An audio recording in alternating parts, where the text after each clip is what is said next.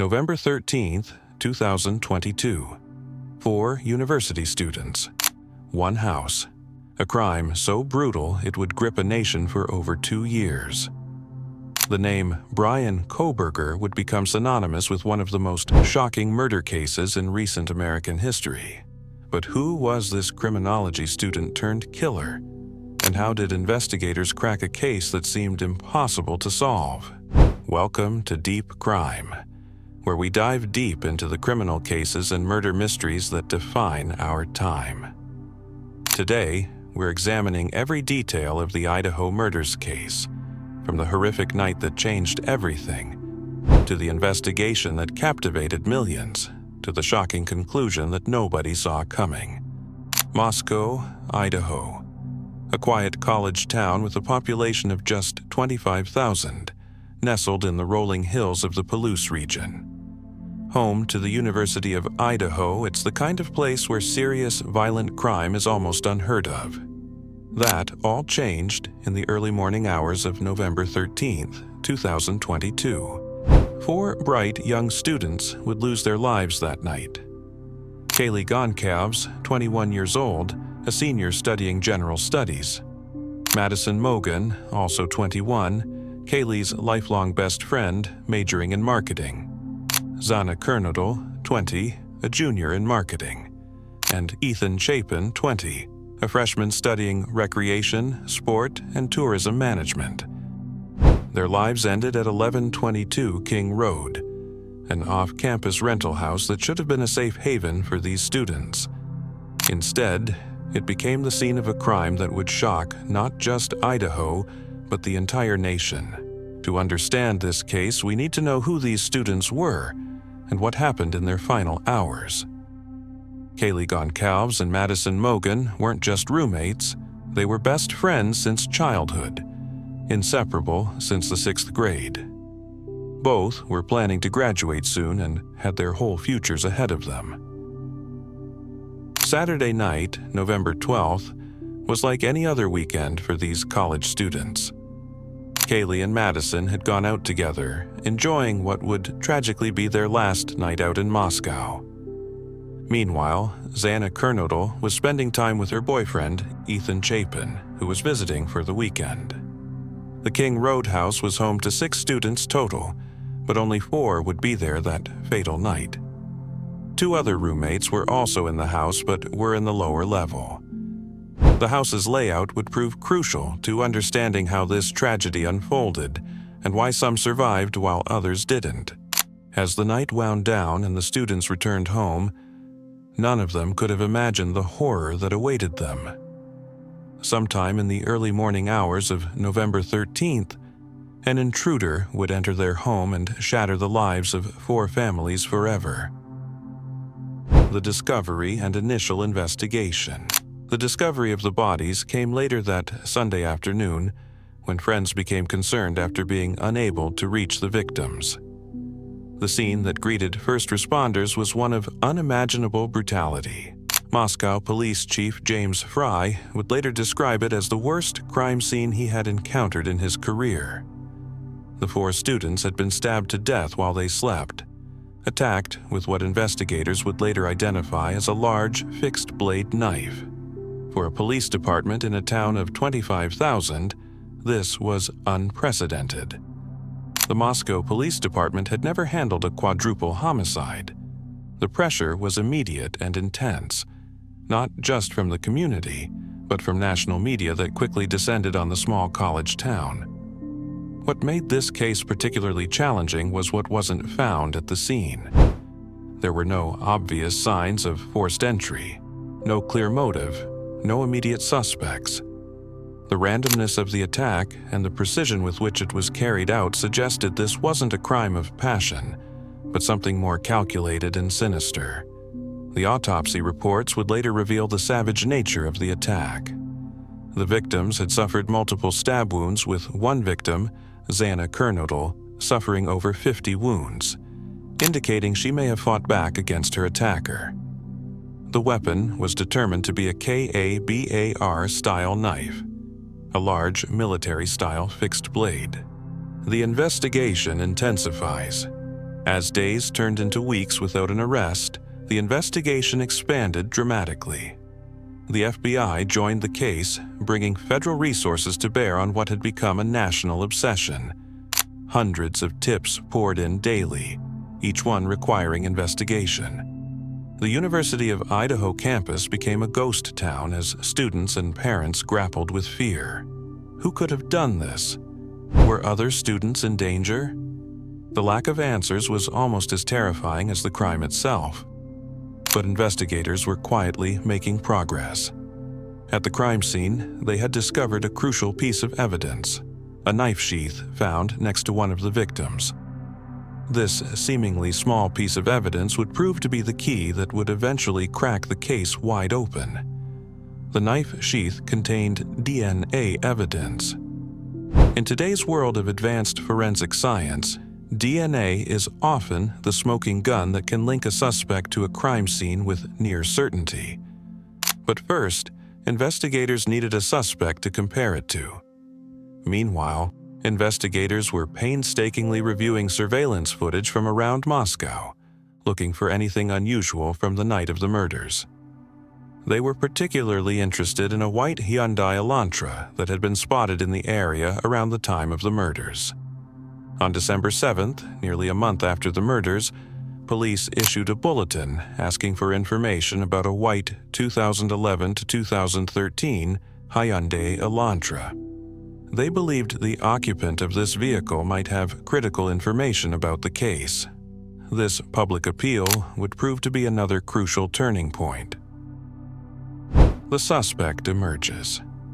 Just 10 miles away from Moscow, across the state line in Pullman, Washington, was Washington State University.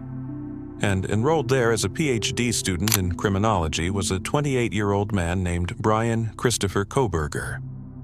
The irony was impossible to ignore. A student studying criminal justice and the criminal mind was about to become the subject of one of the most intense criminal investigations in recent memory. Kohberger was described by those who knew him as intelligent, quiet, and deeply interested in criminal psychology. During the winter break, Kohberger had driven home to Pennsylvania to spend the holidays with his family.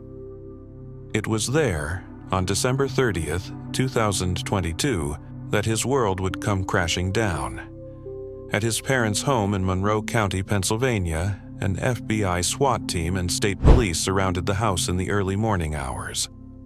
When they entered, they found Kohberger in the kitchen, dressed in a shirt and shorts, wearing examination gloves and separating trash into individual Ziploc bags. This behavior immediately struck investigators as suspicious. Was he trying to dispose of evidence? The timing of his meticulous trash sorting, combined with the other evidence they had gathered, painted a disturbing picture. But the most damning evidence was still to come. The DNA found on that knife sheath at the crime scene was compared to Kohberger's DNA, which had been collected from trash at his parents' home during surveillance. The results were conclusive. It was a match. As investigators dug deeper into Kohberger's background, more disturbing details emerged. Cell phone data showed he had been in the Moscow area multiple times before the murders, suggesting this wasn't his first visit to the area. And that white Hyundai Elantra police had been looking for? Kohberger owned one. Vehicle records showed he had registered a 2015 white Hyundai Elantra, matching the description of the vehicle seen near the crime scene.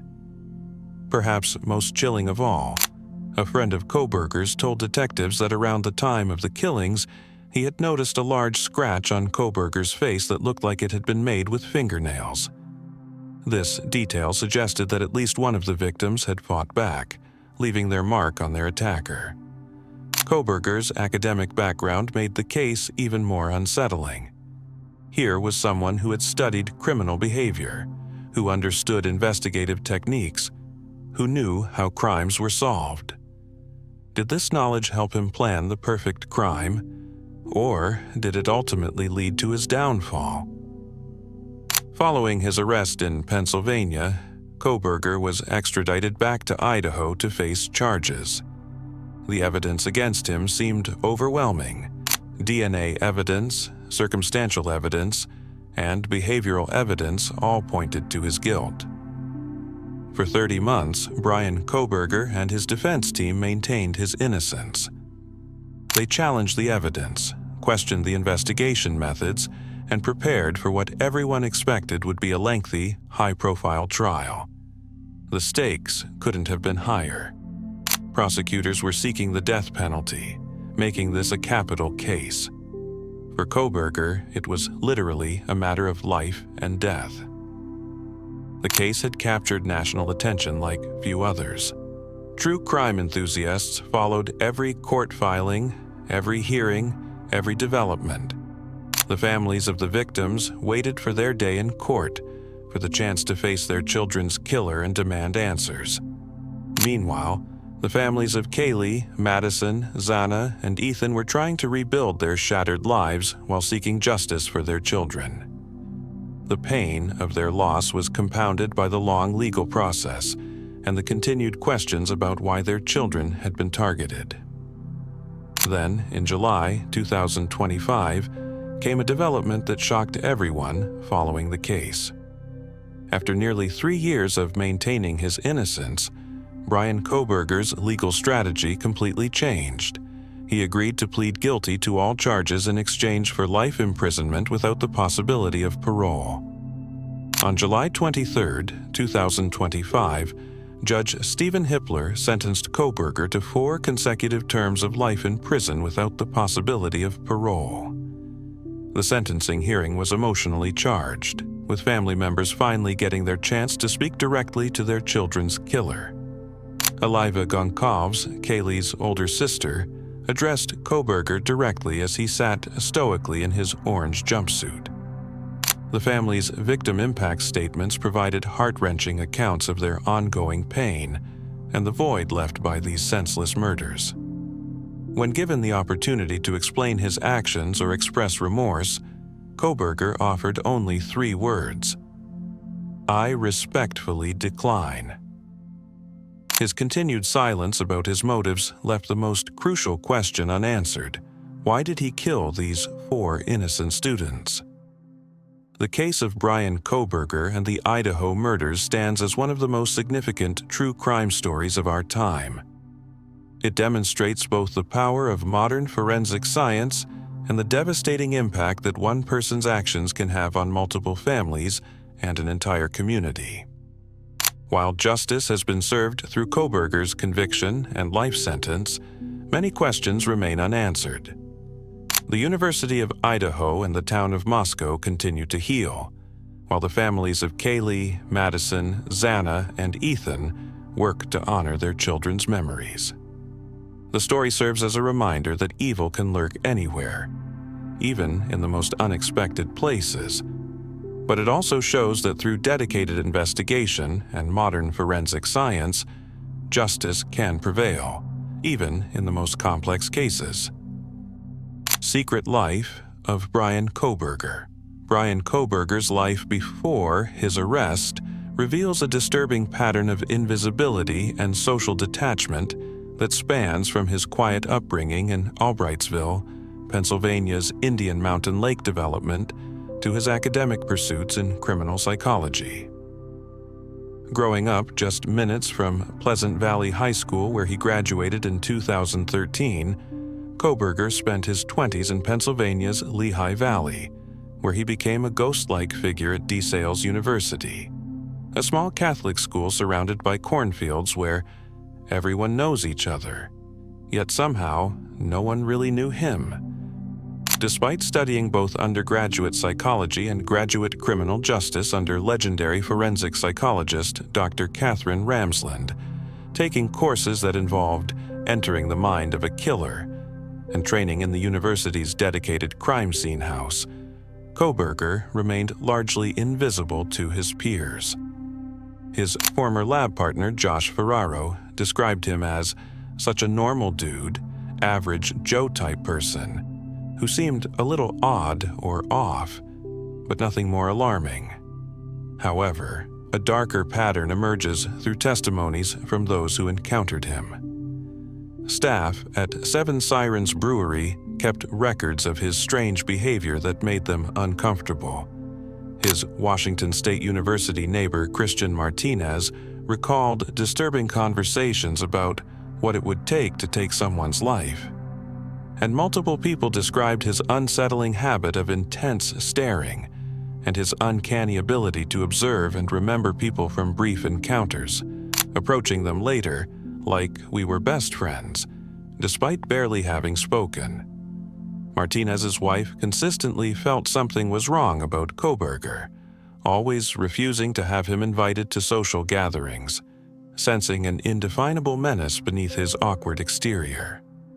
As forensic psychologist Dr. John Delatorre observed, "There's still so much to learn about who Bryan Kohberger is. I don't think he even knew who he was," revealing not a monster hiding in plain sight, but perhaps something more unsettling, an empty space where a person should have been, moving through life as a detached observer, collecting pieces of human experience he could never truly understand, while pursuing an academic fascination with the very crimes he would later be accused of committing.